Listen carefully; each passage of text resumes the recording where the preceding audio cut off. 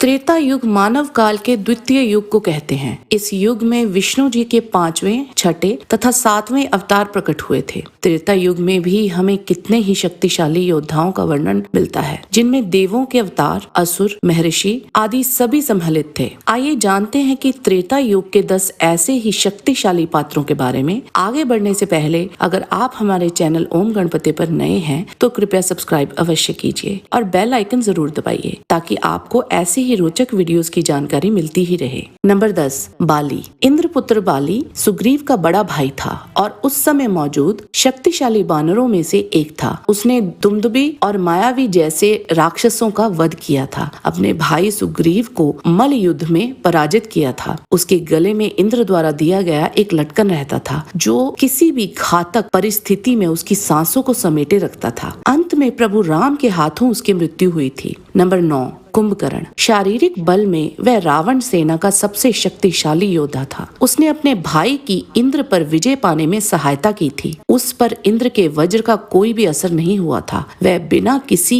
वरदान के प्राकृतिक रूप से ही अति बलशाली था। उसने सुग्रीव और अंगद को पराजित किया था और हनुमान जी को भी घायल कर दिया था। श्री राम ने जिस अस्त्र से बाली का वध किया था वह अस्त्र भी उस पर बेअसर हो गया था, जिसने राम जी को भी हैरान कर दिया था। अंततः वह प्रभु राम के हाथों मारा गया था। नंबर 8, मेघनाद। रावण पुत्र मेघनाद अपने पिता की ही तरह एक अति शक्तिशाली योद्धा था। उसने इंद्र को पराजित करने से पहले मारुत, रुद्रों, आदित्यों और वसुओं को परास्त किया था। उसके अस्त्रों को अचूकता तथा अजयता का वरदान था जो उसे और भी शक्तिशाली बनाते थे। निकुंभील यज्ञ को संपूर्ण कर लेने के बाद उसे पराजित करना असंभव हो जाता। उसे तामसी और मायावी शक्तियों का भी ज्ञान था, जिससे वह दृश्य सा हो जाता था और अपने शत्रु पर प्रहार करता था। लक्ष्मण ने 3 दिन युद्ध कर उसका वध किया था। नंबर 7, रावण। लंकापति रावण उस समय का सबसे शक्तिशाली राक्षस था। उसने त्रिदेवों को छोड़ इंद्र, यम,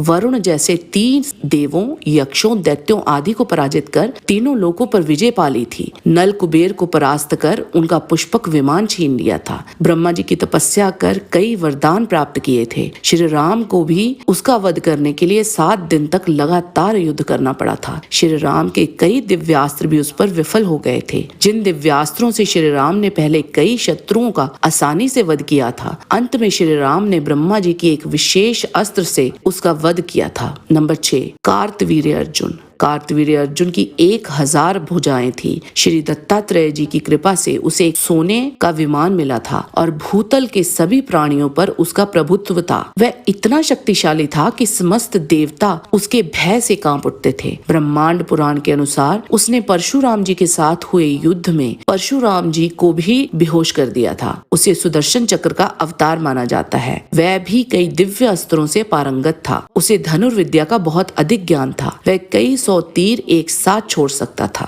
नंबर 5, आदिशेष अवतार लक्ष्मण। श्री राम जी के साथ मिलकर इन्होंने विराध और कबंध राक्षसों का वध किया था। रावण के शक्तिशाली पुत्र अतिक्य को परास्त कर उसका वध ब्रह्मास्त्र चलाकर किया था। अतिक्य को कई वरदान प्राप्त थे। लगातार 3 दिन तक युद्ध कर मायावी मेघनाद का इंद्रास्त्र चलाकर वध किया था। रावण ने ब्रह्मा जी के भाले से लक्ष्मण जी को मूर्छित जरूर कर दिया था, पर लक्ष्मण भी रावण पर हावी हुए थे और उनके पास श्री राम की तरह कई दिव्यास्त्र थे, जिनका उपयोग कर वो रामायण काल में किसी भी योद्धा को मारने में सक्षम थे। नंबर 4, परशुराम। परशुराम जी की शक्ति से अधिकांश लोग परिचित हैं। जिस तरह उन्होंने शक्तिशाली कार्तवीर्य अर्जुन और उसकी कितनी अक्षौणी सेना को बिना किसी रथ पर सवार हुए अकेले ही मार दिया था। इसके अतिरिक्त संपूर्ण अहंकारी क्षत्रिय जाति का 21 बार धरती से सफाया कर दिया था। परशुराम जी भगवान विष्णु के आंशिक अवतार हैं। वह विशेष रूप से कार्तवीर्य अर्जुन के खात्मे के लिए ही अवतरित हुए थे।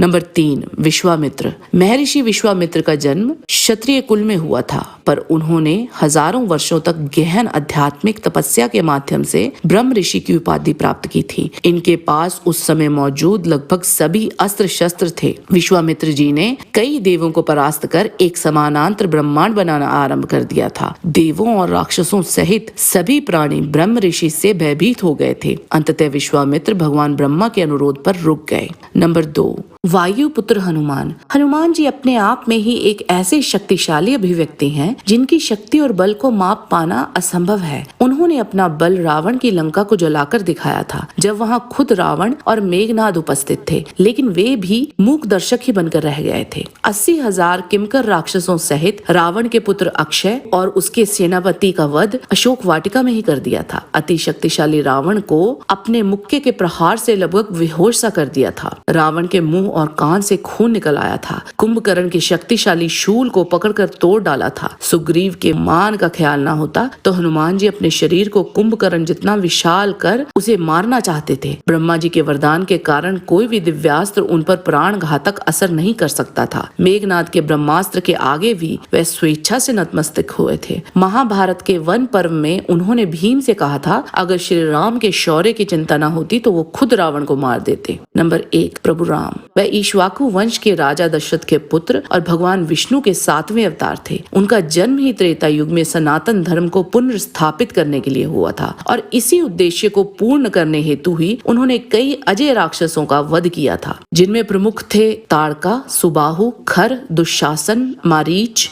कुंभकर्ण, मकराक्ष और अति शक्तिशाली रावण तथा उसकी राक्षसी सेना। कोई ऐसा दिव्यास्त्र या शस्त्र नहीं था जो उनके पास नहीं था। उनके बाणों में इतनी शक्ति थी जो महासागरों को सुखा सकते थे, पर्वतों को विदीर्ण कर सकते थे और उस समय तीनों लोकों में कोई ऐसा नहीं था जो उनको पराजित कर सकता था। इनके अतिरिक्त भरत, शत्रुघ्न, अंगद, सुग्रीव, जामवन एवं अतिक्य का भी माननीय उल्लेख है। आज के वीडियो में बस इतना ही। जाने से पहले लाइक बटन जरूर दबा दीजिए और अगर वीडियो अच्छा लगा है तो शेयर जरूर कीजिए। आपसे फिर मिलते हैं एक नए रोचक वीडियो के साथ। तब तक के लिए आप सबको हमारी शुभकामना। नमस्कार।